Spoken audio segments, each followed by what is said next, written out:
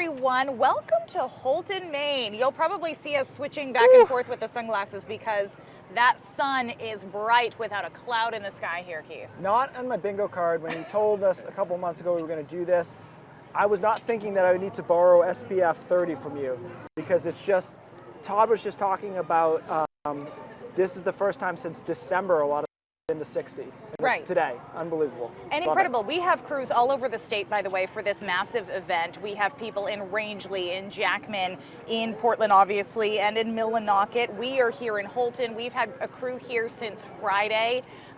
You got here today, I got here yesterday, Yep. and the crowds have just been gathering here. They have been. I think we're in a perfect spot too because there's a lot of people, but it's not great. It's not insane. It's not like uncomfortable because most people live in Maine. It's not because they want to be packed all together Right. on top of each other. And at least here in Houlton, that's not the case. There's a lot more people, obviously, than would average be here, but it's not out of control. Let's take you through the timeline here because we all know that we're going to see the totality here in the 3 o'clock hour, but it's going to be around 2:20 that we're going to see our first contact. So this is when you want to put on your special glasses.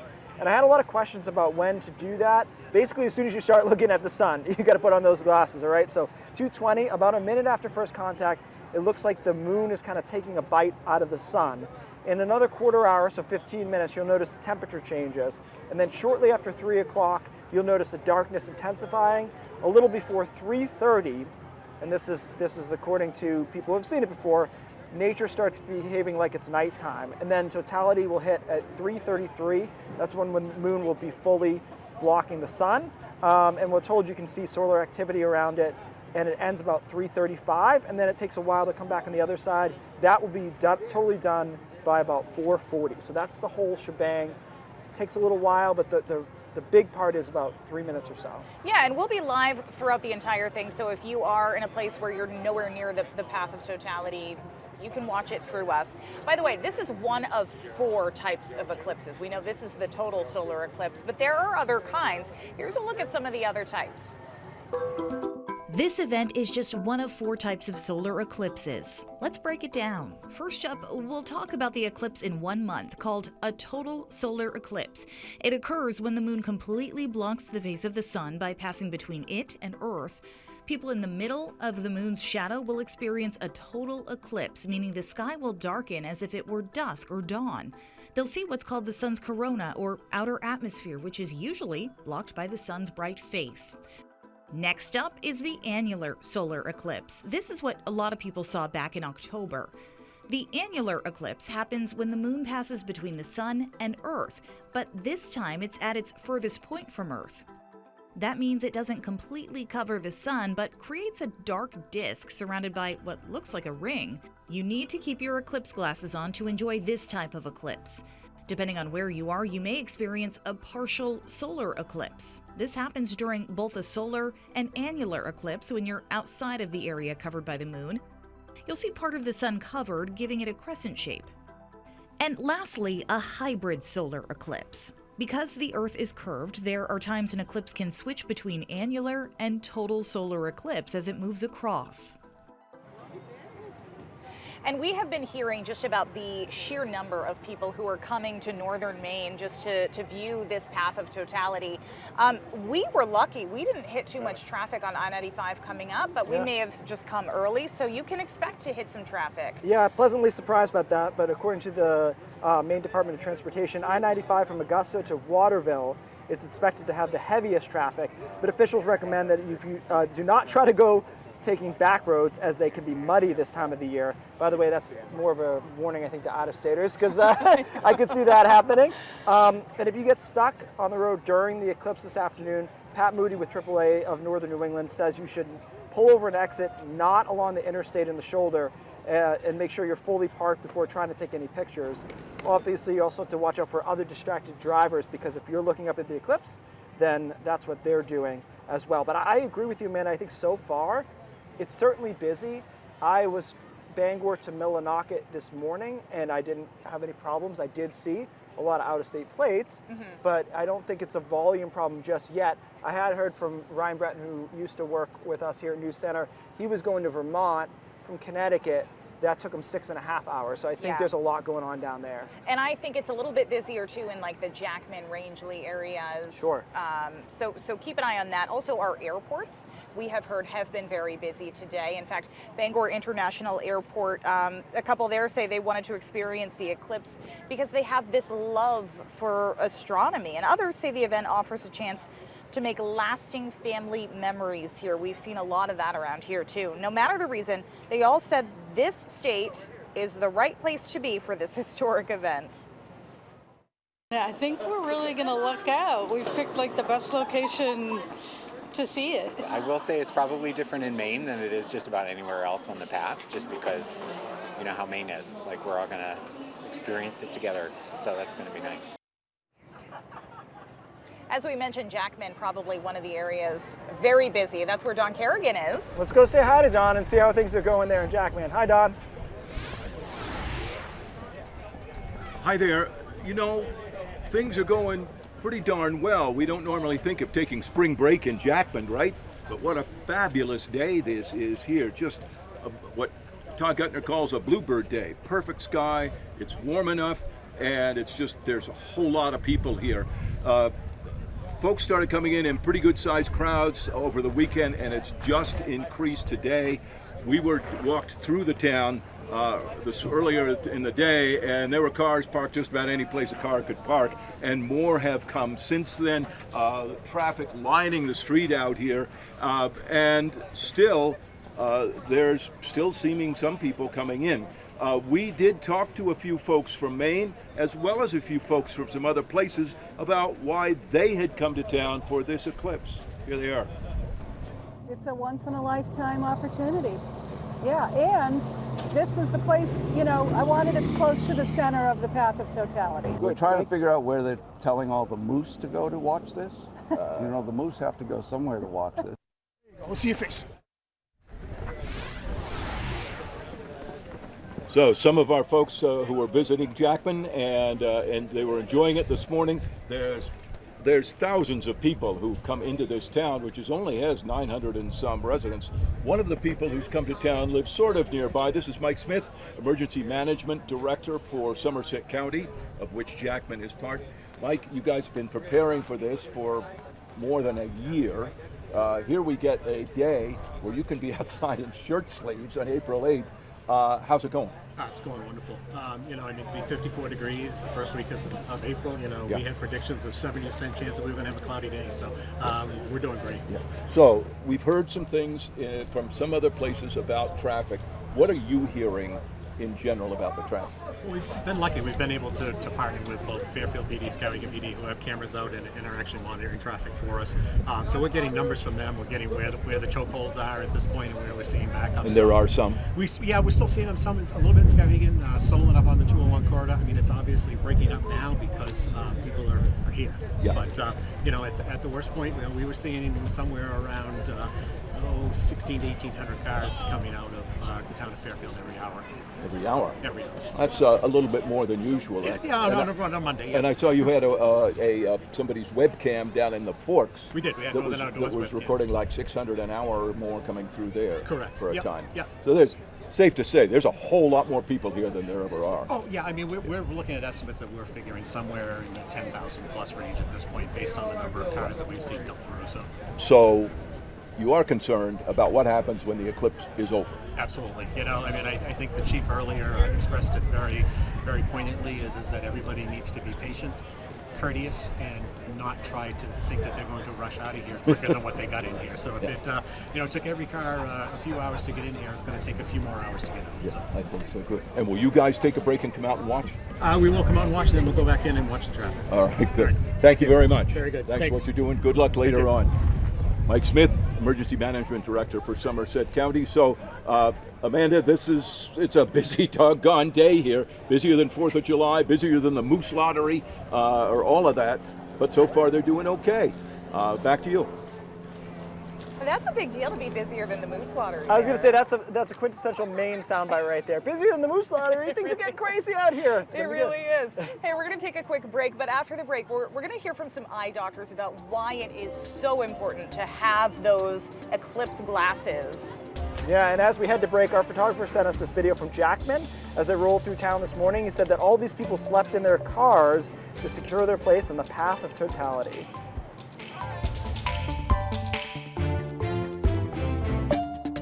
All right, doctors say the safest way to watch the eclipse is online or on TV, but of course, that's not as much fun, and many people came right here to Maine to see it with their own eyes. The cool thing is they actually have giant eclipse glasses behind us. Yep. We'll show you at some point here, where you can actually use them to view the eclipse in case you don't have glasses.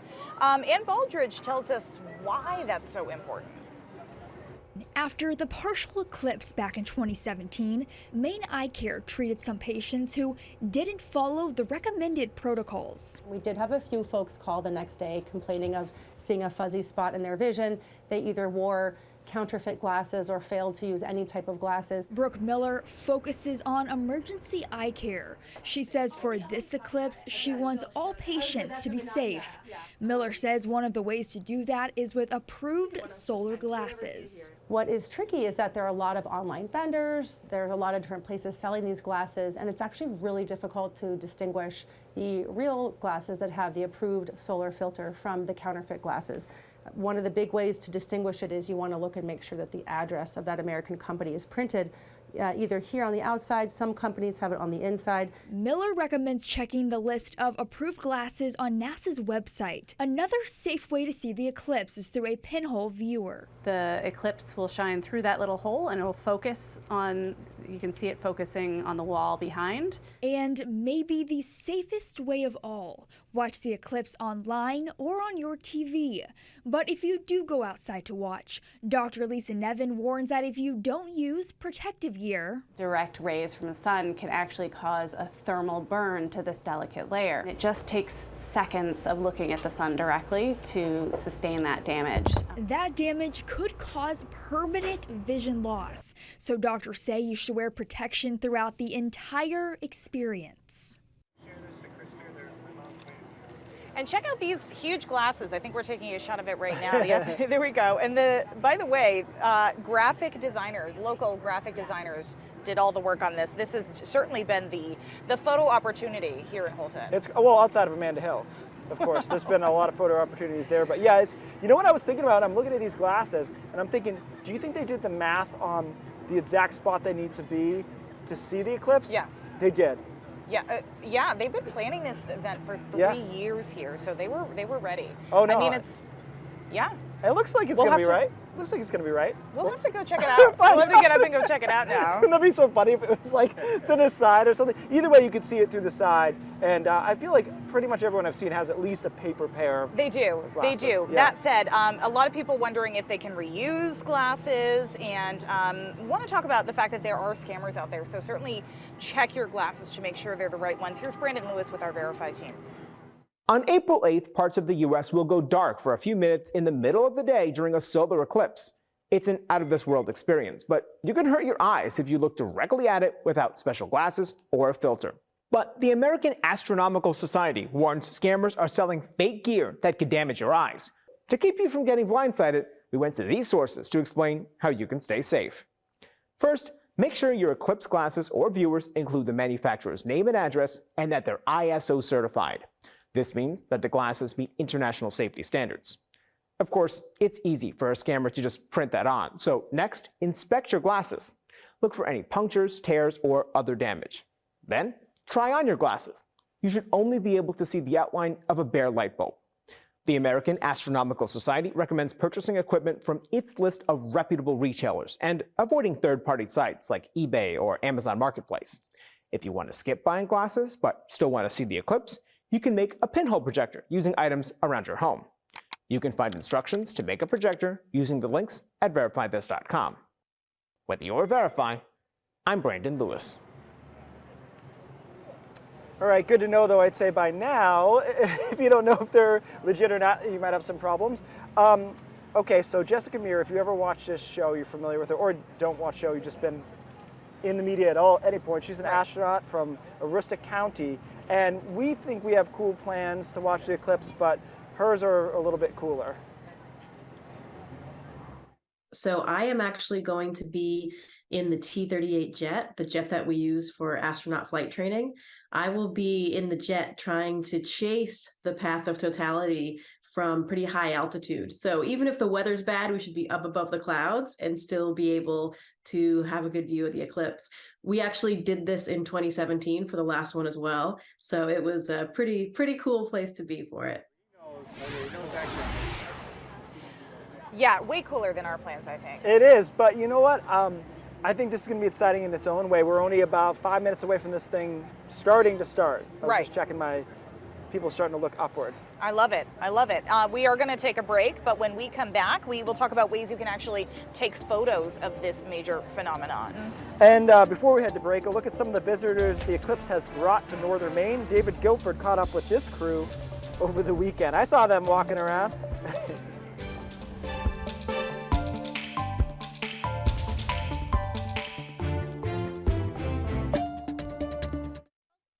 To Houlton, where we have got some great visitors here in Houlton. Where are you visiting from? Okay, all right. I think I've been there once. They had a great diner. How was the traffic getting here?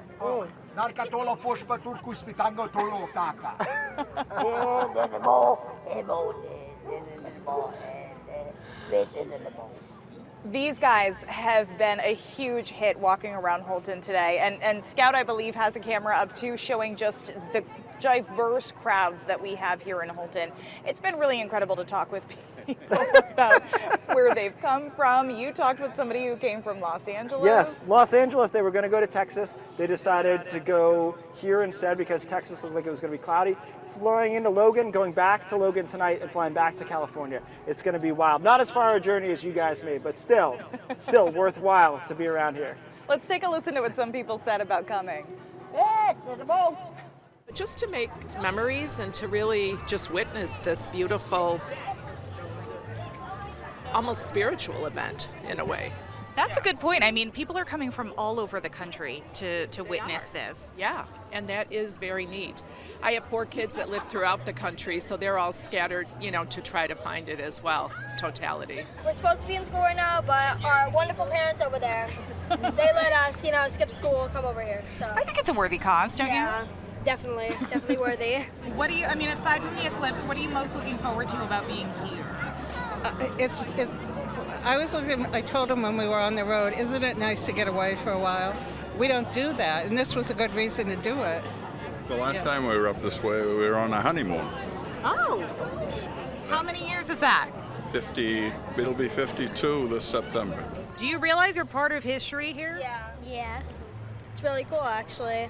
Especially that everyone here is going to be in the history books now. So it's pretty cool. Was that your first extraterrestrial experience?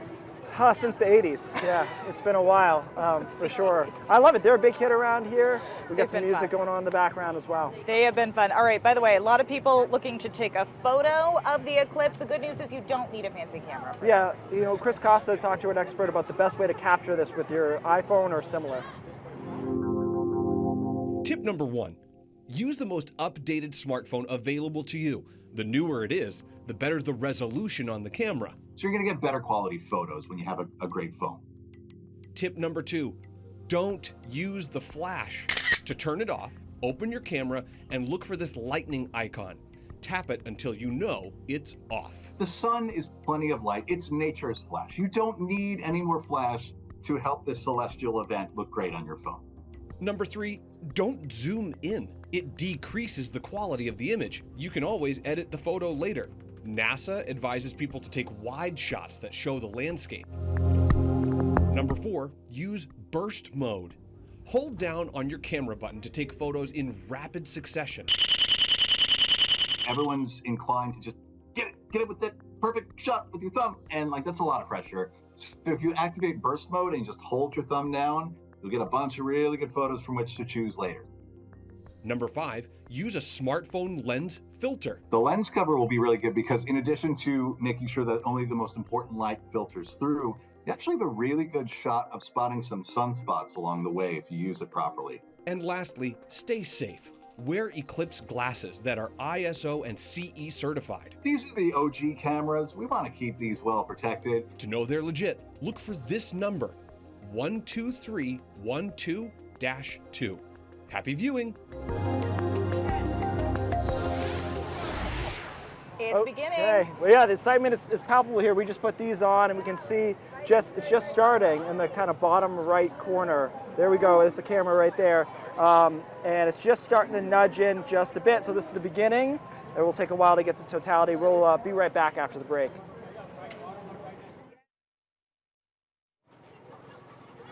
Safe to say that there's more traffic than a typical Monday here in Maine. Yeah, in fact, I keep forgetting it's a Monday. Same. Vivian Lee is out on the roads. And Viv, where are you and how's it looking out there?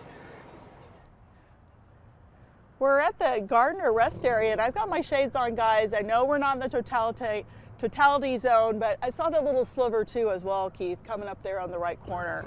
But again, it's going to be a different kind of show here. I think a lot of folks are just hanging out in their backyards. But we've been up and down the Turnpike and 295 all morning, and I have to be frank with you guys, the traffic has been going very smoothly. We haven't seen any log jams. And of course, in our part of the state, and we know that most of that traffic, of course, is expected in north and west of where we are. And earlier today, we talked to Maine Turnpike officials who say there was a big uptick in traffic coming into Maine at the York tolls over the weekend. Now, Sunday appears to be the big travel day for folks coming to see the eclipse, with about 30,000 motorists coming through the York tolls. Similar numbers to what MTA officials have seen coming into the state, like on Labor Day weekend. It was up over 10%, with Sunday being the highest of the traffic days. Typically that would be on a Friday, but we obviously see that if those people are coming for the eclipse, a lot of them were coming up yesterday. Now, Aaron Courtney tells me that additional toll collectors have been added here in Gardner, to deal with the surge in traffic that could come later this evening, of course. And there is a concern about folks pulling over in the breakdown lane. She's advising not to do that because that's not an emergency. Try to see the eclipse and make sure that you're safe when you're on the road if you still are rushing to see this amazing historic event. Back to you guys from Gardner. All right, Vivian Lee for us live in Gardner, and interesting to hear about the traffic too coming in. I wonder if this is going to be a bit like a concert where like going in isn't that bad because you're doing it at slightly different times. If it'll be the leaving, that's the problem. We'll find out, but it seems like it's going to be worth it either way. We have crews. We're working back and forth here. We had a shot, we didn't have a shot. Yeah, I was going to say something. Struggling with our Rangeley shot here. I wasn't sure if Vivian said this because I was looking at something else. One of the things I saw on the highway was to remember if your car doesn't have automatic headlights, that you're going to want them on because it will get totally dark during that time period. So just something to think about as we get closer to totality. We're just now nudging that in. The only way I can look is to You got to switch out the glasses. I know. I don't even want to look up. It's too tempting to look up. So But it is, and yet so we're still just kind of nudging into the bottom right side of it. There's a feed of it at the moment, and more people are looking up towards the sky now. And we will be right back with more coverage after this. Hey, welcome back to Houlton. We found Kate Snow with NBC. Hello, Amanda. It's so good to see you. Thank you for joining us. Thanks, Keith. I appreciate it. Well, so we were just talking quickly about this is what you thought maybe you should wear in Maine. Yeah, I brought my ski jacket because also red pops out on TV, but like I thought it was going to be, I thought there would still be a lot more snow, and I thought, I mean, I looked up the weather and I didn't consider how bright the sun would be. It is actually warm, really warm. Yeah, it's until the quick breeze kicks out. Yeah, I mean, and it's a then little windy, but no, that's all right. But for a solar eclipse, I was just on NBC on the special report, and Lester Holt said, you have probably the best seat in the country. Yes. So not to brag on Maine, but like, thank you. You can say it now. We just didn't want to say it 7 days ago. Now, this is not your first total eclipse. Right. I went to the total eclipse in 2017. Actually, not as a reporter, but for my family, my parents, my brother, my sister, my parents who actually lived in Maine at one time. We all went to Oregon and we watched it from the desert and we camped out for a week.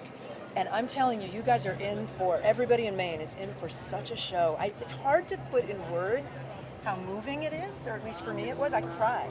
Wow. It was awe-inspiring. We have heard from many people that they're expecting this to be a spiritual event for them. That way. Is that To me, it did. It did. It just felt like also this common humanity for that moment where everybody's in it together, and you realize how small we all are, right? Because the sun and the moon are a lot bigger than we are. Does it get pretty quiet too? It did. Where I was in Oregon, it did. Now here, I know they're going to turn the music off around that time. They told us. Oh, okay. So it'll be because I think people want to just stop and experience it.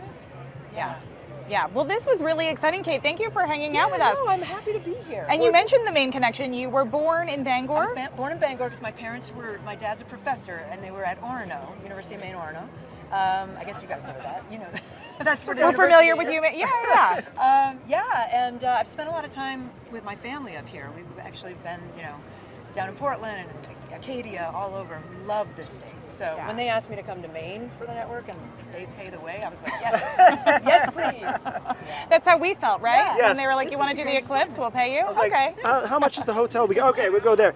Well, Kate, we really appreciate it. We know you're busy. Thanks for stopping by, and hopefully it's going to be great. Yeah. Thank you. Always good to see you. Appreciate Thank you. All right, so that's Kate Snow. Obviously, you know her if you ever watch TV. We're talking about where we are in the eclipse. Can you take this so I can look with my glasses? I can, Yeah, yes. And I believe in the meantime, while you're doing that, we have Donovan Lynch who's coming up with, Christer, is Donovan joining us live? I gotta turn that off. Okay, we have a story. Good. All right. Fair enough. What did you see? It's moving from the right-hand corner. It's slow, but we're going to get there. There we go. You I can feel see it good on the about monitor here, yeah. All right, let's check in with Donovan Lynch, who talked with some citizen scientists. It's just something that you will never forget if you see it in your life. As daytime dims to a cosmic darkness, a moment of wonder offers a chance for understanding. The only time you can see that corona, that layer of the atmosphere, is during a total solar eclipse. Sean Loch of the Versant Power Astronomy Center at the University of Maine is leading a statewide effort to use the eclipse to study the atmosphere of the sun, or the corona, which will be visible when the sky turns dark. The goal is to learn about solar weather. It's space weather that affects our whole planet and affects really some of the things that we're doing in terms of our civilization. Everything from satellites to the power grid is affected by what comes from the outer layer of the sun. To better predict these impacts, Loch is relying on the power of Mainers. I'm a multi-generational eclipse chaser, as it were. Pedro Vasquez is part of a group of citizen scientists tasked with taking telescope images of the sun during the eclipse from 3 locations across Maine. There will be more than 30 other stations nationwide, a big task for weekend warriors. If you don't get nervous every time that you are in charge of a group that's responsible for something like this, you really just not paying attention. But putting science in the hands of the curious is exactly what makes this project so important to scientists like Nikita Saini, the UMaine grad student charged with training the citizen crews. Astronomy excites people, but it's not that accessible. So I think citizen science projects like these make that a little bit possible. Uniting Mainers around a common cause. Things are pretty polarized, where people think, often in terms of one side or the other. And science doesn't work that way. All right, and the telescopes used to take the photos of the sun will actually stay in the community after the eclipse has passed, which is pretty cool. And just like the eclipse, we have you covered. Ooh, this is hard for me to read this. This is Chris, yeah, this is very Christer writing. News Center Maine, text the word eclipse to 207-828-6622. And we'll send a link right to your phone with the stories and all the information you need to know. I just meant it was hard for me to read because it was very promotional. Yes, I know. Yeah. This is why we're not reading, right? We're just making Yeah. it up on the fly I here. think it's better. Which Donovan Lynch also making it up on the fly in Millinocket with an amazing view of Katahdin. Yeah, Amanda and Keith, everyone wants to say that they went to the best place to view the eclipse, but I think here in Millinocket, I might be speaking the truth. We have this gorgeous view of Katahdin, of Millinocket Lake behind us in the background, just crystal clear skies, and that's just the scenery. The environment here is really unlike anything that I've seen. To describe it to our viewers, I would say it's kind of like a music festival and also a science convention. You know, we have people with really expensive equipment getting all set to view the moment of the eclipse. Then we have other people just kind of relaxing, and we've had a chance to speak with some of these folks, and they're here for very different reasons, but they're all glad to be in Maine for this eclipse. Take a listen. It's just a really beautiful thing, Totality. If you've never seen it before, it is just one of the strangest sights you'll ever see. Our neighbor said to me that the funnest part about an eclipse is watching other people be in awe of the eclipse. So I'm kind of excited about that. Yeah, I mean, they said it well. This is such a universal experience, and some people are here to be with other humans. Other people are honed in on that astronomy, on that science aspect. We're going to be in Millinocket throughout the afternoon. We'll come back to you with updates. But right now, in Millinocket, Donovan Lynch, CENTER Maine. Looks great. That's a great shot. It's an amazing shot, yes. And you know, all of these smaller towns here in Maine have been preparing for years. They told us in Houlton last night that this was 3 years in the making just to prepare for the amount of people coming in. Seems like they've done a good job so far, and part of this is how infrequent these are, right? Like, so this is the first one in 60 years, and depending on where you live, it'll be the last one in about 70 years or so, depending.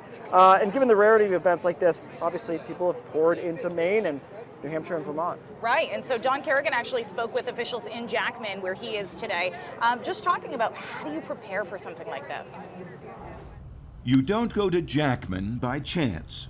It's one of the most remote towns in Maine, as close to Quebec City as to Augusta.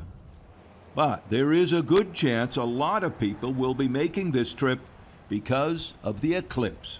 You look at the map, the line of totality is right over us. We are dead center. As somebody from the Chamber of Commerce said, we are ground zero for the eclipse. Bill Jarvis is fire chief and EMS director for Jackman and has been planning for the event for more than 3 years. The eclipse will sweep across western and northern Maine. The path of totality, where people will experience full darkness, includes places like Dover-Foxcroft, Millinocket, and Houlton, all easier for most people to reach than Jackman. So, why all the excitement here? We're also right on the center line. We have the longest period of totality because as the shadow moves across the country, heading towards the east, it picks up speed. So as you go east, it's shorter totality. Jarvis says a lot of Mainers already know Jackman because they've been here fishing, hunting, or snowmobiling.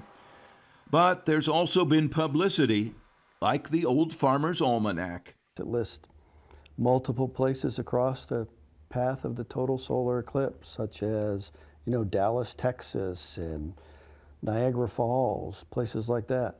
And there's only one listed in Maine, Jackman, Maine. Local hotels and inns like Bishop's Motel started booking up well over a year ago. Phones are still ringing. We're turning people away daily, pretty much. Owner Rick Gord says rooms and rentals in the area are all taken. I think the whole town's booked, and all the way down to Greenville, the Forks, and what have you, every direction. Let's put it this way. I've been telling people, I don't know how many people are coming. And for Jarvis and Somerset County Emergency Management Director Mike Smith, that is the key question. So we expect more people to be in town than the busiest snowmobile or 4th of July weekend we've ever had.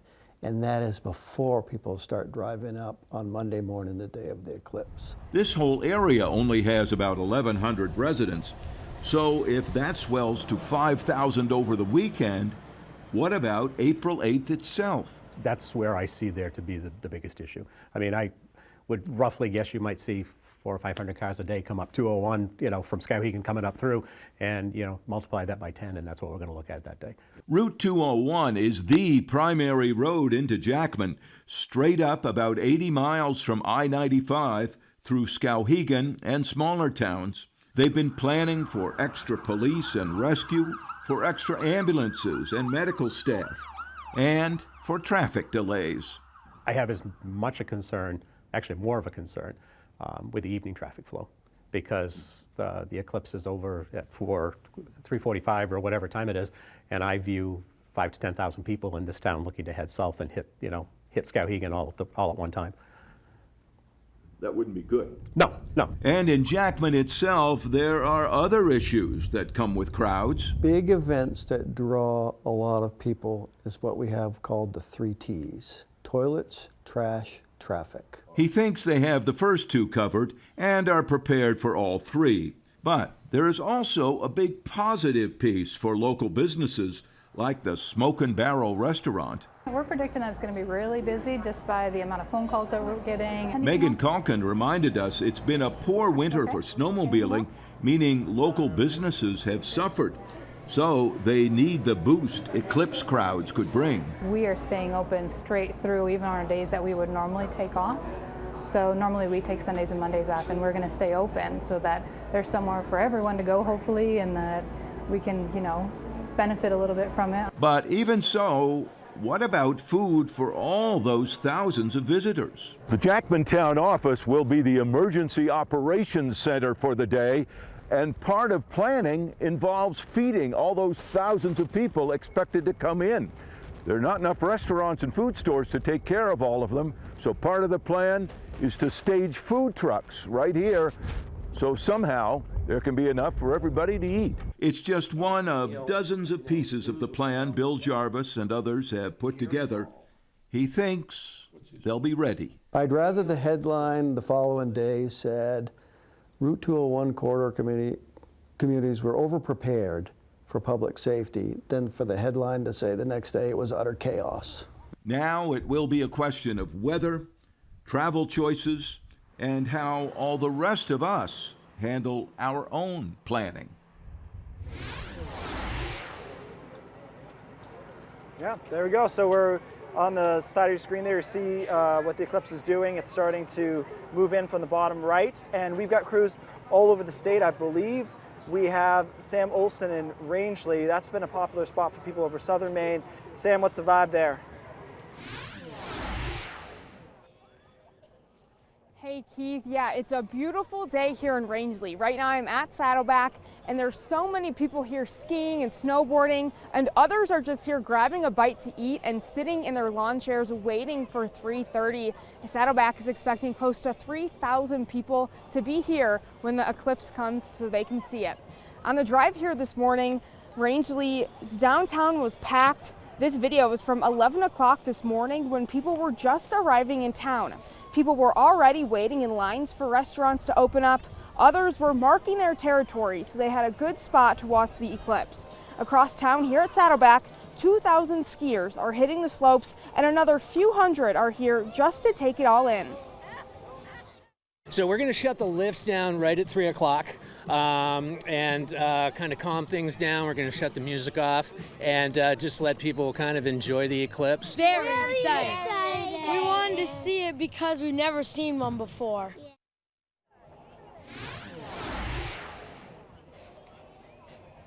So the lift will shut down at 3 o'clock, but skiers can make their way up the mountain a little earlier so they can watch the eclipse from the top of the mountain. But for those of us that don't have skis on, it's a pretty good view from down here anyway. But people are just really excited, and now it's less than an hour away. Amanda, Keith? You know, I'm disappointed that Sam doesn't have skis on. She just got a lesson this year. I was about to say something about that. Like, I saw her full tuck down the double black diamonds, and I don't know what is holding her back today. All right, our eclipse coverage continues in a moment. Sounds like a lot of the traffic has been heading into Jackman. Yeah, well, they heard Don Kerrigan was there, and so that's reason enough. Let's go to Don, who's in Jackman right now, and we'll see what's going on over there. All right, a big, beautiful day in Jackman, Maine, and the eclipse is happening. We're a little bit ahead of you guys, and we have an expert here with us, Sean Latch, director of the Versant Astronomy Center at the University of Maine. Is that right? Yep, Versant Power Astronomy Center at the University of Maine, yeah. So you have a whole team here, And you obviously are all watching the eclipse and enjoying it, but it's more than that for you folks. Yeah, we're doing a little bit of the citizen science project, this CATE project, which is Continental American Telescopic Eclipse, which is looking at the corona of the sun in polarized light. So we're part of a group of citizen scientists. There are 35 teams all the way from Texas up to Maine, collecting data on the sun. And this is going to sound so stupid, but for the people who haven't seen one before, what are they going to see? So a total solar eclipse is the most spectacular thing you will see in all of nature. And I tell folks, you know, it's not just that it looks like there's a black hole in the sky when you're at totality and the temperature drops, but it's everything around you. You'll see this sort of twilight all around the horizon. The sky is a weird color. And birds and animals react to it. It really is something special. And if you're at 99.9%, it's not the same thing as being in the path of totality. So, So if you had stayed at the Orono campus, it wouldn't be no, as good. no. I mean, you see a partial, and partials are okay. But totality is, you know, the difference is seeing a lightning bug or getting hit by lightning, or flying in a plane versus jumping out without a parachute. It really is that dramatic. This is one of the most special things you'll see. And again, if you miss this one, you got to wait till 2079 here in Maine before you have another chance. Yeah, I'm not sure I can wait that long. I don't know if I can either. So we got lots of people here. Oh yeah. And people with obviously the cameras, their own telescopes, all of that. Are you pleased to see that? Yeah, it's great. I think, you know, one of the really cool things was that the weather, we won the weather lottery, if you will, and it's perfect. And people from all over, I've had colleagues and friends from other planetariums and other astronomy institutes that have traveled here. You know, one of them drove from Buffalo yesterday. I mean, it's one of those things, people really want to see this. And it's really exciting to see all the families out here with the kids, because hopefully this will inspire some of those kids to think about, you know, careers in science, technology, engineering, math. Absolutely. Final question. You're the research piece of this. You want to see the sun's corona. Yes. Because this is the only time you can see it without that great big sun in the way. What is it you're looking for? Yeah, so the corona is the atmosphere of the sun, and the only time we can see that is during totality, of course. And what we're looking for is sort of how it changes over time. We want to look at how dynamic that is, because it's sort of the start of space weather that impacts us here on Earth. And that can do anything from, you know, having an influence on communication satellites or power grids or our astronauts. So we really want to understand the corona in a really good way, and understand what's happening with space weather in general, and that's part of the project. Wonderful. Well, thanks for joining us. Thanks for what you're doing at the university, and let's hope that some kids get excited about that. Although you're a big cheese in this, you'd think they'd give you something better than the cardboard glasses. Yeah, these are perfect though. That they're safe, and that's the key thing. Sean, thank you very much. Thank you. Okay. Sean Latch from the Versant Astronomy Center at the University of Maine. Their team here studying it, experiencing it, along with all of these other people. We'll be checking into some of them a little bit later, guys. Back to you, Amanda. Stand by. Wow, he's right about the glasses. They do work. The only risk is the paper cut. That's Right. it. Outside of that, you're good. Exactly, right behind the ear. We also have had a big influx of people here in Houlton, and the roads have been a little bit busier here for this town, and they have a bunch of parking lots in the area. David, our photographer, Jacob, actually went around and checked out some of those parking lots. Some people were claiming spots as early as 7 o'clock this morning. In fact, we were here claiming a spot at 6 o'clock in the morning, I think. Lisa Good is a local, and she felt inclined to jump in and help direct traffic in the area. This is my hometown, and I love seeing all of these people out and about, and everybody is so friendly and so happy just to be here. It's just a great sense of community from people who aren't even from here, so it's great. All right. I thought the way you saved this spot was a little weird. It was just a giant printout of Brian Yacono's face. Yes. You just put it right here, and everyone knew not to touch it. Right. Worked well, though. Well, it worked. It did. Don't touch the hair or face. Nope. Those are the rules. Don't touch Brian Yacono. Where are we going now? To live by. Where I are we believe we're going to Donovan Okay. Lynch back in Millinocket now. Yeah. Hey, Donovan.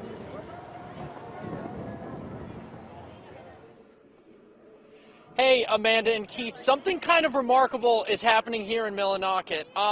There's been a guy that I've seen throughout the day. He's been walking around in a suit, and I was kind of like, that's a little formal to watch the solar eclipse.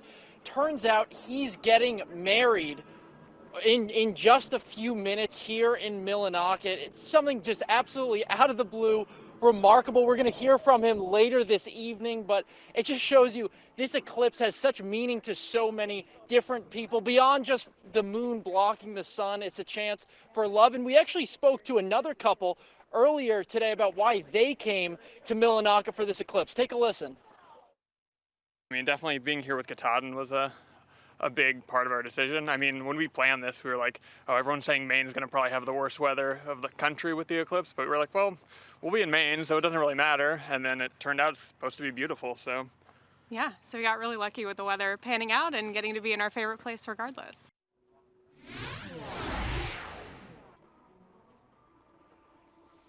Now, the story with that couple is equally as remarkable. They actually got married in Millinocket. They both thru-hiked the Appalachian Trail, and they're coming back here right in view of Katahdin to see this solar eclipse. So it just goes to show, you know, love is all around during this, in the path of totality, and I cannot wait to speak with this gentleman over here in the suit just waiting to get married. Keith and Amanda, I'll send it back to you. Great story there, and a great shot, just as beautiful. Just a quick check there on the other side of my arm, you'll see where we're sitting at here for, we're not in totality yet, obviously. We're starting to go in that direction. Our team coverage will continue right after this break.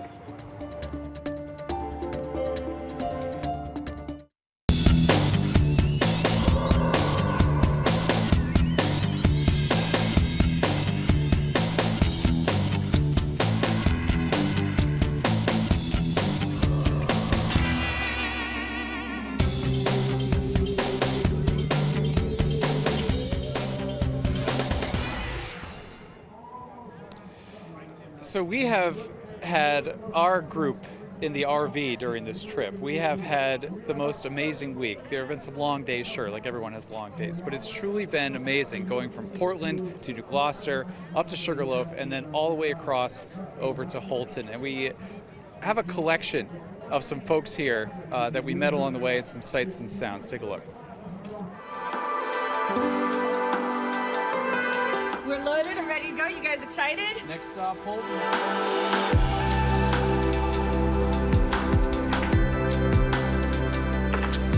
Hi, Mr. Tango. We might see them, you know, kind of start to bed down for the night a little bit and find their spaces where they typically go to at the end of the day.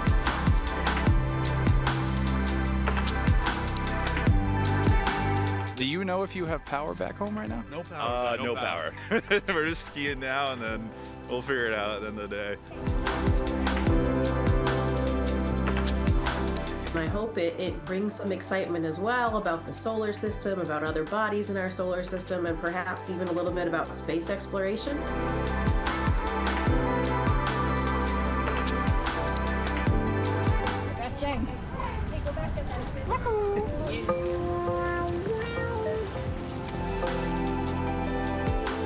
Nikki, how do you feel? I love it. Can't even see it.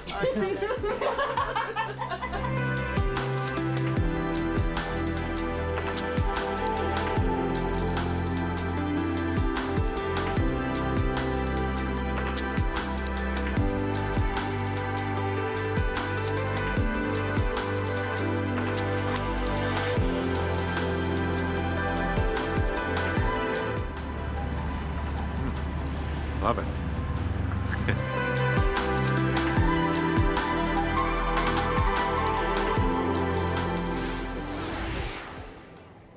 And there's just so much that I wish we could have fit into that we experienced this week. People we talked to, some of the locals here who said this is a lot.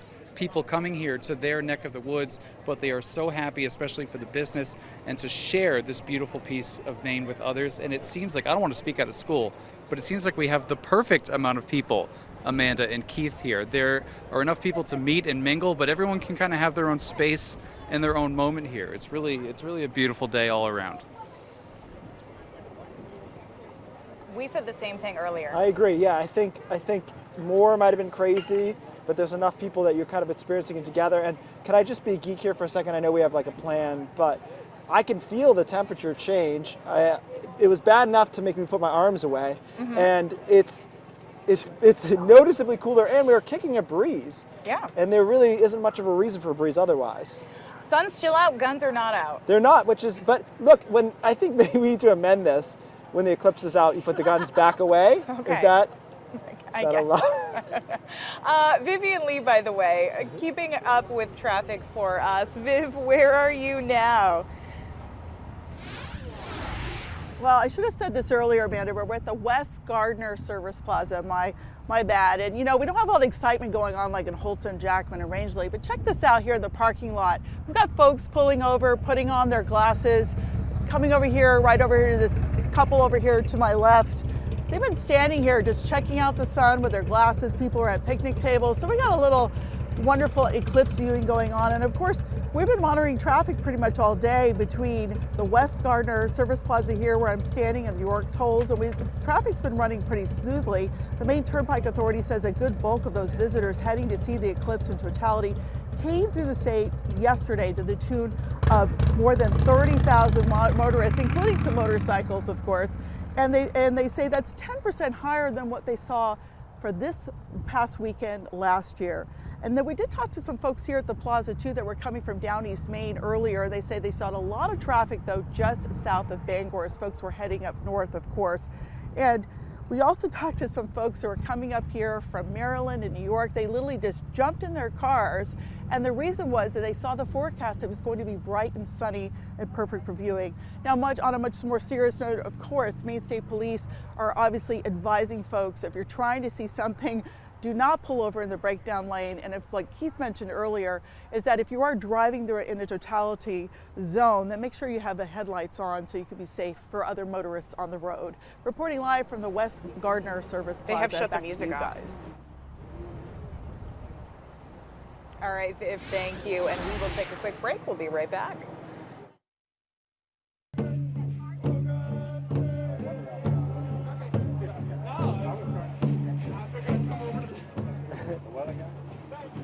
You are hearing some beautiful music from members of the Houlton Band of Maliseet Indians. Of course, many Maine towns and cities are on former tribal lands. They've got much of Main Street filled with programs and demonstrations today. I spoke with Chris and Kayla, who've been happy to see so many people here today interested in learning more about their culture. Yeah, so our people grew up here, I think they say 12,000 years ago before any settlers came. But yeah, so this is our traditional grounds right here. People have been coming up. We were selling smokeless smudge, and that's just kind of a way, instead of burning sage and tobacco and sweetgrass, they wanted it, and they're like, oh, we're going to cleanse ourselves during the eclipse, which is it's cool. Honestly, just having people come here and introduce our culture, like I've been telling about our language here, explaining what Willistic means, and that's just us, the people of the river, and like people are definitely interested in learning, so. Just part of the experience here on site. Really, really fascinating stuff. Yes, it's something going on. It's a little bit like when you have a fair, really. That's the atmosphere that I get here, and it's not just here in Houlton. Of course, we have crews all over the place. Jackman was another spot that a lot of people were heading to try to check out this eclipse. Yeah, Don Kerrigan has been live there. Let's check in with Don again. Hi guys, it's interesting here. Over the last hour, really, it had been pretty loud and carnival-like here without any games or rides, but it's quieted down. People are all sitting, they've found their spot, watching and waiting and looking up at Old Sol up there, who's right above the Jackman Veterans Memorial. Inside the circle behind those flagpoles are professional astronomers, some amateurs, and doctoral students from the University of Maine who are all working on this. And then in front are just a lot of people, some from here, some from California, some from who knows where, all waiting to share this experience of a total solar eclipse. I have to tell you this story. I vividly remember the last total eclipse in Maine. I was 12 years old. I was at summer camp.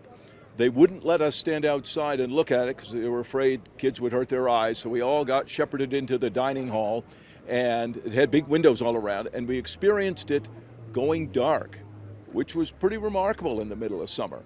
And everything went quiet outside and all of that. And then, of course, the light came back again. It was an amazing thing. I never forgot it. And really looking forward to this, where you get to experience the full thing. So we got a lot of people here putting their glasses on, ready for the eclipse to go. And I almost think that that you can see a little bit of the sun already being eaten by the moon. So can't wait. Back to you.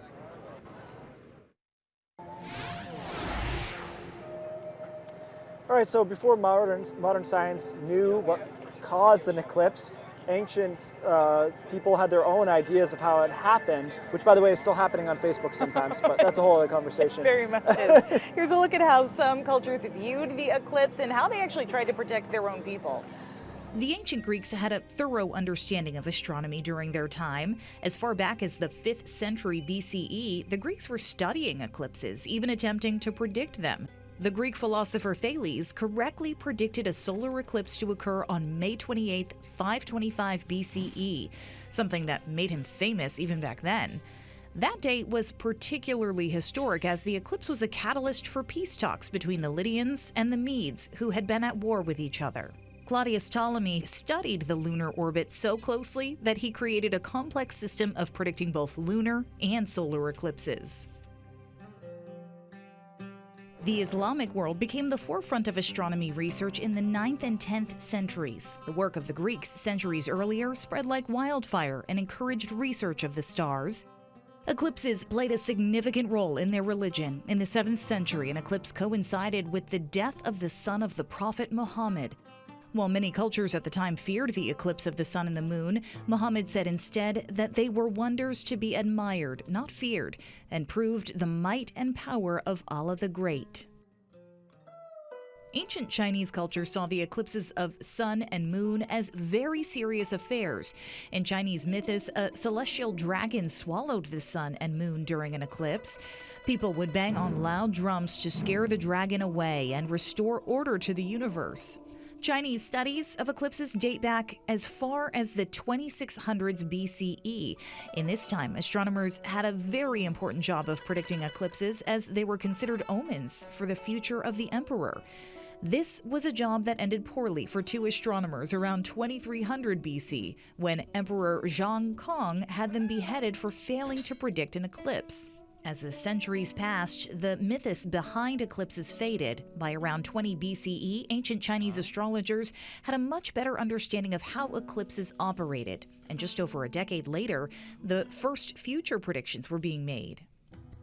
Mesopotamia, considered to be the first civilization, made invaluable contributions to ancient astronomy. The ancient Babylonians kept careful, detailed records of the night sky. In fact, we know the exact date of at least 3 solar eclipses that occurred in the 2nd and 1st millenniums BCE. The 233-month lunar eclipse period was first discovered by the Babylonians. They placed great importance on these events when it pertained to the king. A Babylonian scribe to the king said this regarding the solar eclipse of May 27, 669 BCE. If the sun at its rising is like a crescent and wears a crown like the moon, the king will capture his enemy's land. Evil will leave the land, and the land will experience good.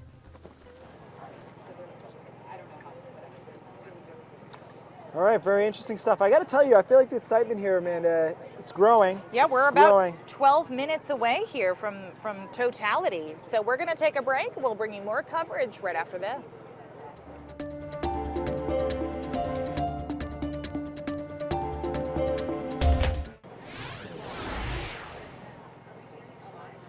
All right, we are live in Houlton, and I will say the crowd is split between 2 areas. We've got sort of the downtown here, and then Eclipse Star Park is what they're calling it, just across this footbridge. I like that. It says like a temporary name for it, and it's noticeably getting quieter, I feel like.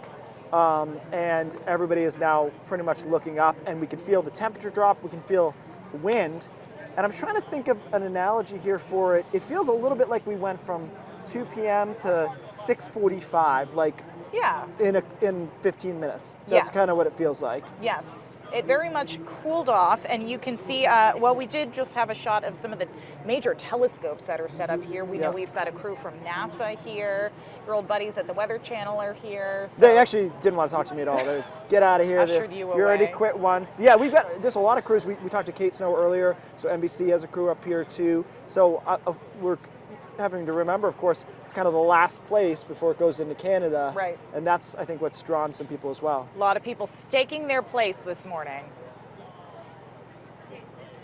Oh, it's been wonderful. At 7 a.m. this morning, it was really quiet here, and now everybody's here. I think they said they expected 40,000 people, and it's a small town, so it's going to be amazing. I am very grateful that I took a week off to make this happen. I've been planning this for 7 years. So I can't wait to see this, and my sister's here and my cousin who are out hobnobbing with the locals of Houlton, sorry. And everybody who's here, come. It's a beautiful day. The sky is clear. The sun is shining. Don't forget your sunblock. Well, the sun not so much shining anymore. And by the way, we can tell there is something happening because there were a lot of eyes just watching the production here. Right. They have all turned their backs to us. I think that's fair. There was someone who said, my son thinks you guys are better than the eclipse. And I said, he hasn't seen the eclipse yet. I think that's a fair... That's all we needed. We just needed this. Fair take on it. Yeah, and of course I got to put these glasses back on to take a look. So yeah, basically it looks like a little sliver of a moon right now. Now, this is where people say, and again, this is my first full eclipse, okay, that the difference between 96, 97 and totality is huge. And so we're getting close to the amount of light you might have in those percentages. Right. And it is definitely cool, but I'm guessing that once we go total, we'll say, okay, I see the difference here. And we're just about 8 minutes away, so we're going to take a quick break here, but stick with us because we are showing you totality here.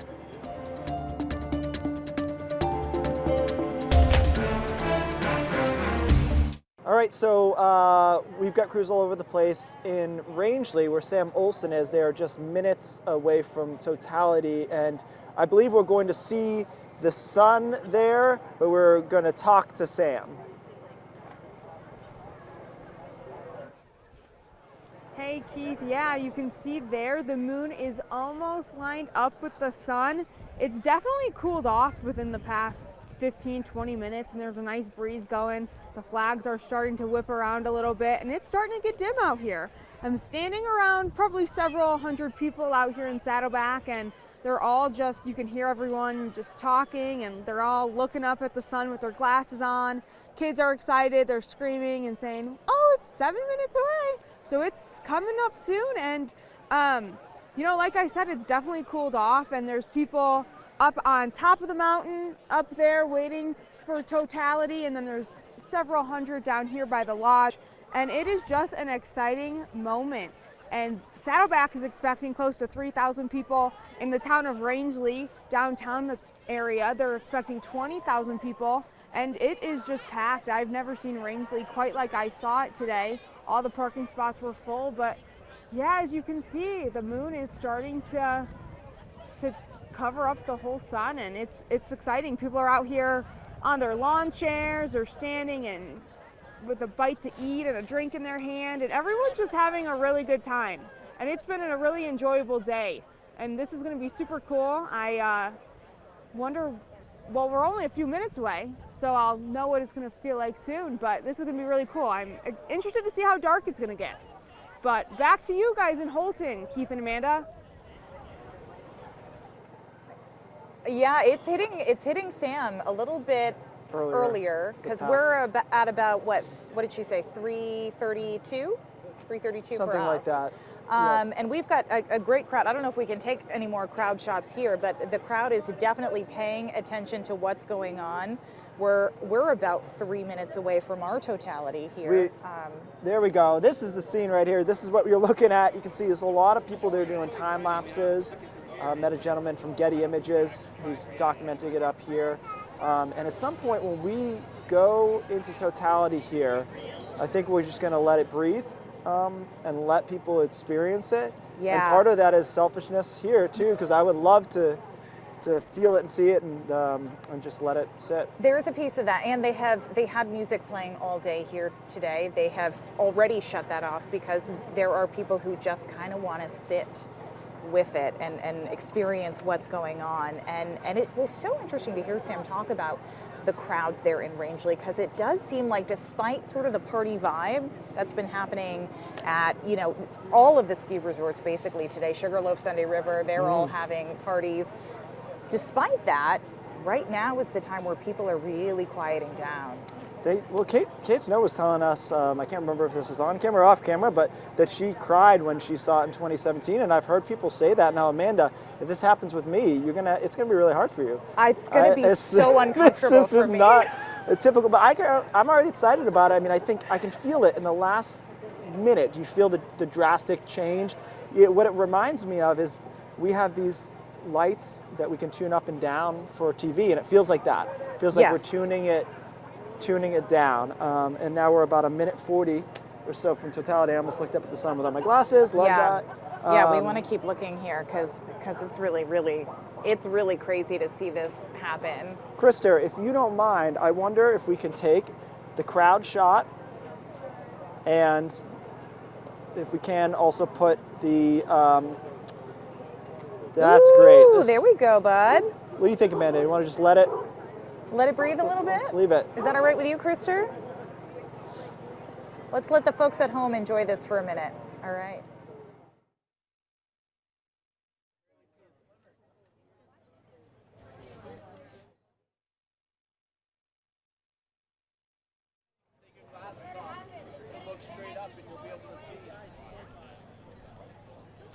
Exactly 3 minutes before we can take 3 minutes. One to the sun.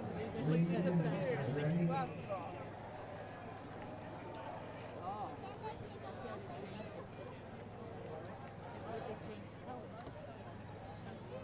Then it's going to be away for 3 minutes. 4 minutes. I think it's. But it still seems so bright. Maybe if we all wish hard enough, it'll last for 5 minutes.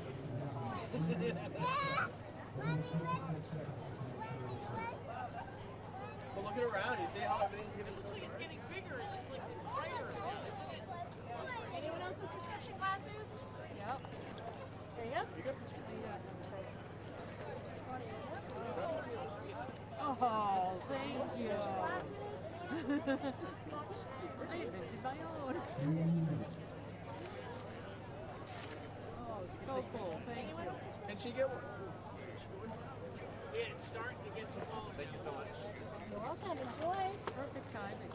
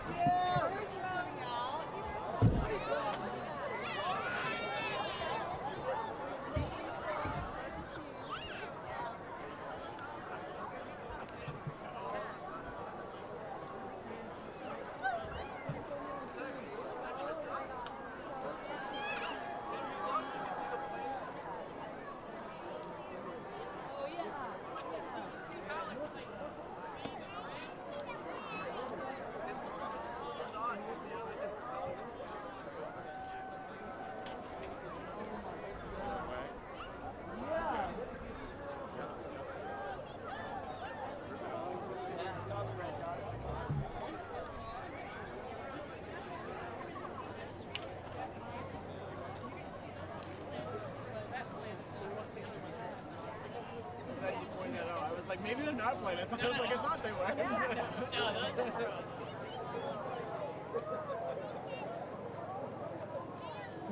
This really is an incredible thing to be a part of.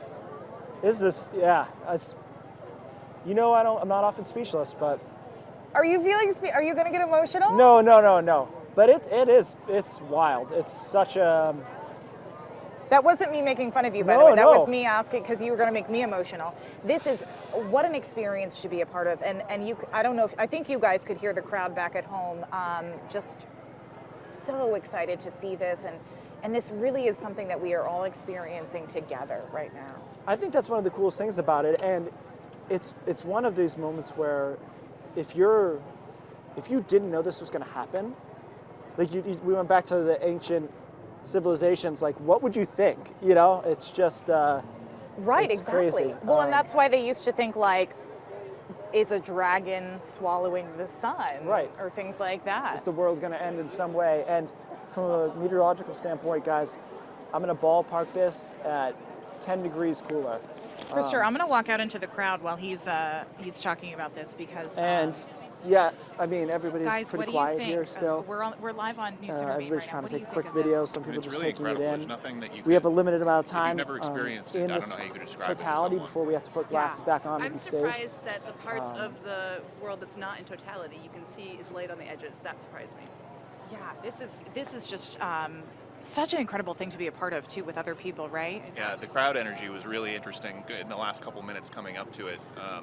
It's almost when at a concert or something like that when people are cheering for the main event, as it were, but it's an act of nature. Well, thank you guys for taking a second to talk with us. Oh, here we go. There's that crowd, and the sun is coming back out, so that crowd energy picking back up.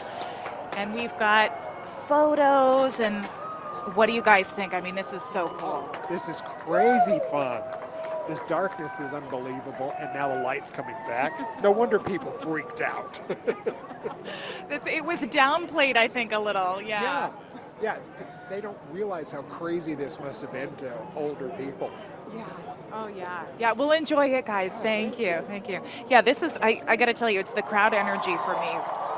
And Keith is sucked in, but this has really been, I mean, you can hear the crowd just getting really excited about this, right, Keith? Unbelievable. I just texted my wife some expletives that I will not mention about describing it. She's not in the path of totality, and yeah, amazing. And now this is going to be interesting too, coming back on the other side, right? So now in theory we're going to gain about 10 degrees and be back to daytime. Yeah. By the way, I assume that people know that glasses have to go back on at this time. It's Yes. amazing what a small sliver of the sun can do if you look just at it. Will do, yes. And the crowd are definitely all putting their glasses back on right now. And Smart. it's amazing how quickly it's getting light. Oh yeah, and I mean, when we were down to the tiniest little sliver, you could see people quickly try to take their glasses off. Nope, and because 4% of the sun is a lot of sun. You know, what do you think, Amanda? This was awesome. Crazy. I was wondering, Krister, are any of our crews ready to check in? Because I'm curious to know, what's the vibe right now in Rangeley or in Jackman or even in Millinocket where we have, okay, so nobody's ready yet, but I can tell you the crowd is actually starting to disperse a little bit. Yeah, it's starting. Well, I mean, that's the best part of it, but I'll be interested to see it come out the other end. Now, what do you think? Do you want to go down south and see the difference of what we're seeing? Let's go to Vivian, because is she in Portland or is she still in West Gardner? Either way, let's go to Viv and see what she's seeing down there. West Gardner. Hi, Keith. Like you said, it's definitely a difference here. We just got a little bit of a sliver of that sunlight, but it actually felt like dusk, and photojournalist Adam Paul actually had to put a light on me. And as you can see behind me, when we get out of the way, there's a lot of folks have showed up here in the parking lot, putting on their glasses, checking it out. Of course, that light is coming back.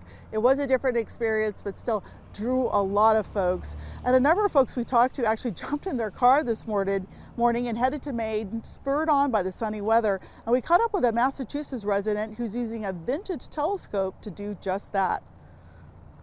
And John Paul trucked his 1970s telescope to South Carolina during the 2017 eclipse, and he plans to place a black solar filter on the lens. He'll put on his eclipse glasses when he peers through it. He and 3 of his friends left early this morning from Peabody, Mass, heading up to the Skowhegan area.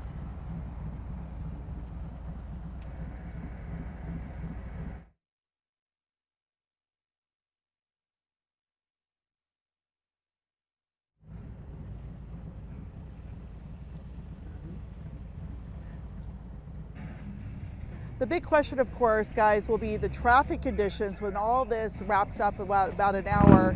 And we understand the exodus of thousands of people, eclipse visitors, could be softened, though, because we understand quite a few people booked rooms and made accommodations to spend the night where they're at, hopefully, and head home tomorrow morning.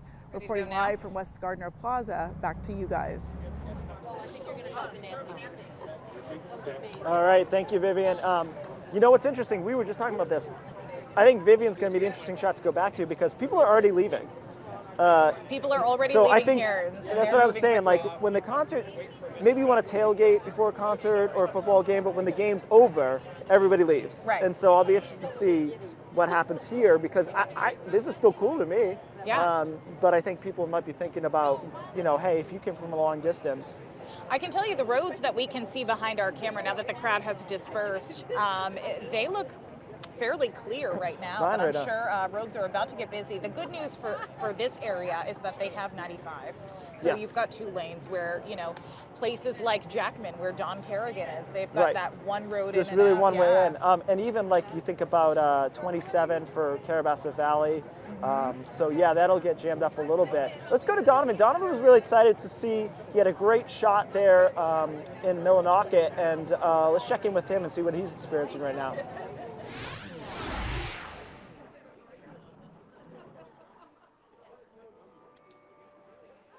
Yeah, I have to say, I was absolutely floored by that. I didn't expect to be that impacted, affected by this totality. And yes, it was partly the eclipse, but also as the moon was fully blocking the sun, the most brilliant, I can only describe it as a sunrise, came over Katahdin and over all of the mountains. And the crowd during this time, there was this mixture of excitement. People were cheering, but there was also kind of this, I'd almost say, Old Lang Syne New Year's Eve moment where everyone kind of turned to the left or turned to the right and just kind of appreciated each other, appreciated the person that was next to them. And of course, as we said before, there was a wedding that happened just before Totality. But now, as the sun is returning, the music is kind of coming back, and that brief, brilliant moment that we all experienced is kind of going into the past. But I have to say, when Don Kerrigan interviewed Sean Latch and he said a total solar eclipse is a whole different ballgame from a partial solar eclipse, I completely underestimated how much that was true. When the moon totally blocked the sun, it just changed. The mood changed here. So, Keith and Amanda, I'm sure you felt much the same way, but I'm just sitting here saying, wow, that was one of the most incredible things that I've ever seen in my life. I couldn't agree more. Yeah, it was amazing. It was, and this, I was thinking, is part of it the science? Like, I love science, but I wasn't thinking about that at all when it hit. It was more like how nature was reacting. Now, there were a lot of people around here. We weren't deep in the woods. But did you even notice that there's some dogs that were starting to bark? Right as it, now you never know. My dog sometimes barks at nothing, but it was interesting just watching even animals around here and how each individual person, how they react to it. Yeah, it was really incredible to be a part of. And we're actually going to check in with Nancy, who's one of the organizers of this specific event. But first, we're going to take a quick break. Welcome back to our coverage here in Houlton, and with the town of Houlton, Nancy Ketch, thanks for joining us. Thank you so much for having me. I appreciate it. You put some years into planning this event. We did, yes. We started talking about this right after the 2017 eclipse, but probably hardcore planning for the last 3 or 4 years. Was it everything you expected? What did you think? It was amazing. I'm still a little emotional about the whole thing, but from a community standpoint, You know, I think our planning paid off. We didn't know what to expect for numbers, but with the influx that was coming in when the weather started changing, I've talked to so many people today that have had a great time, appreciated the hospitality with all our ambassadors that were out, and I've seen a lot of smiling faces, which that's how I gauge the success of an event. Not that we had control of this event, but. Now let me ask you this, when did you start really believing it was going to be as nice as it is here? You can tell the truth, because this is not what we pictured for a big event. 2017. I'm serious. A couple of us on the committee just kept saying, they're like, you know, it's going to be cloudy, it's going to be, and we're like, no, it's going to be a beautiful day. So I'm convinced we willed it to happen. That's only, you know, stats never lie until they do, right? I mean, you're right. The statistical, I met a couple people who were supposed to be in Texas. Oh, the I know a stats lot of say them. they look good, and then they got a chance to see Houlton, which is great for you. We're so happy that they're here, and it's been amazing to talk to some of the people and the stories. Talked to a man and his son that they were in the Miami airport getting ready to fly to Dallas and switched their flight and came up here. And somebody that was actually in Texas and then flew out and came up here. I said to Amanda earlier, what I'm learning is most people's lives are more flexible than mine. When they talk about, this is where I was going to go and now I'm here. Yeah, I was thinking the same thing. I'm like, that's quite a luxury to be able to make that shift like that. It's, yeah, I'd have to plan for months just to get to one of those places. Right. For sure. You had kind of a spread out crowd here. You have Riverfront Park. Yep, and then you had downtown Market here. Square here. Any idea how many people you ended up with? I heard Community Park, no, I don't have a good number. I heard Community Park was a little lighter, but there were several people with cameras and telescopes, but they were kind of happy that it was a smaller crowd, and the airport was pretty busy. I haven't gotten a number on the planes that came in, but they were expecting a lot of planes coming in and jets bringing groups of people in. So it'll be fun to hear all those stats afterwards. One person that was around here said, like this whole downtown stretch, they thought there must have been 10 to 15,000 people here. Mm-hmm. And I would say that's fair. Yeah, it's kind of hard to ballpark it. You try to say, okay, could this fill this stadium or that stadium? But it seems like, we talked about before, this seems like kind of the perfect amount of people, because there was definitely a good positive vibe. Everybody was busy, but it wasn't like mayhem, right? Like it wasn't. Well, and the thing that was interesting is the last 2 days, it was great crowds, similar sizes, maybe a little smaller, but it was a lot of the folks that had come home to stay with family and friends. It was like home week, 4th of July. But a lot of those people decided to stay at their homes and watch. So the majority of the people, I think, that were here were not locals. And that was kind of cool, but it did make it a manageable crowd. Mm-hmm. And it's always good to share your town with people. That was one of the things when we started talking about this. Fred from the radio station called and said, did you realize there's another eclipse in 7 years? It's going through Houlton. We're going to be the last place in the United States. And having that distinction, we figured was going to attract people here. And so we started gearing up for it. We started working with you folks. We were advertising and promoting this area as the final destination. The end is here. So it paid off, I think, and we're really happy with it. Well, Nancy Ketch, you guys did a great job planning this event. Thank you so much. It's a pleasure to be a part part of of the it. on-ground things. Yeah, right. It's a pleasure to be a part of it. We do have crews across the state again. Don Kerrigan is in Jackman. Let's check in with Don. I'm sorry. Hi there, guys. Breathtaking. That's my word for this eclipse. As I told you a while ago, I've been through one, but had never seen it, and it's just breathtaking to experience that and see how things suddenly start to get darker, like you're looking through a polarized lens, and then it gets darker still. And one of the most amazing things here, and maybe it happens everywhere, is when the moon finally slid over the sun, the disk of the moon, there's this big cheer from the crowd here. It was great, and people were quiet as they're watching it for the 3.5 minutes, whatever it was that we were in totality, that the umbra was here. I finally used that word. And then when the first little hint of sun started to show beyond the moon, they cheered again. People were just overwhelmed by this experience, they told us. And people from Massachusetts said, very well worth the trip. People from all over Maine have told us how great this is. So I just thought, it was beautiful. We haven't been able to send pictures back because the internet's so jammed up, and cell service is too. But we'll be getting those on, and glad that we could share this. I mean, it's amazing. What did you think? I agree. We have also been trying to share some photos and videos from where we are, but nothing has been uploading. I noticed that too. It's weird. I got a bunch of texts that all came in at once right after the eclipse, and I think everybody was just hitting it during that time period. And obviously, in an area like this, although the cell service was pretty good up until that moment, I feel like it was just that 10 minutes or whatever around there.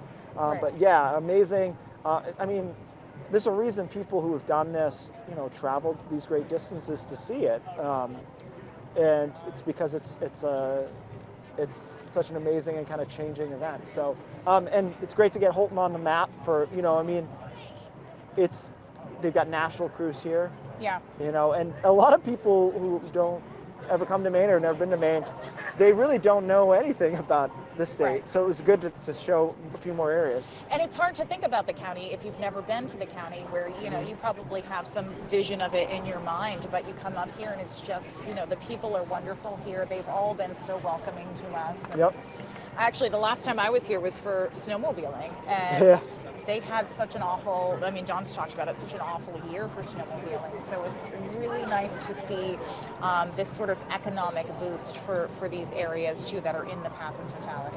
What was fun was driving up 95 this morning, watching people with out-of-state plates. When you get up 95 north of Bangor, the first glimpse you can catch a Katahdin on your left-hand side, and people just like slowing down from their 83 miles an hour to try to take a picture or take it in. And so that's the unexpected thing. And you don't hear too many people come to Maine and not ever come back. So I think any version of it, and a lot of these people will stop down in southern Maine on their way back or whatever. So yeah, I think it's a great thing for the state. And we got so lucky with the weather that it all just came together. We got incredibly lucky. Krister, do we have any other crews that we want to check in with before we wrap up our show here? We mentioned earlier how most of the ski resorts got hit with snow. It was last week, right? All the days are mixing in Yes, it was last week, but it was late last week. Thursday. The storm was Wednesday, Thursday. Yeah, and so a lot of people taking advantage of that, hitting the ski slopes and watching the eclipse. They had events going on at Sunday River. I think Sugarloaf had 12OC, the band. We saw Sam earlier at Saddleback in Rangeley, Sam Wilson. A great vibe there. Yeah, I think this was a great spot, and we had a long time in Totality.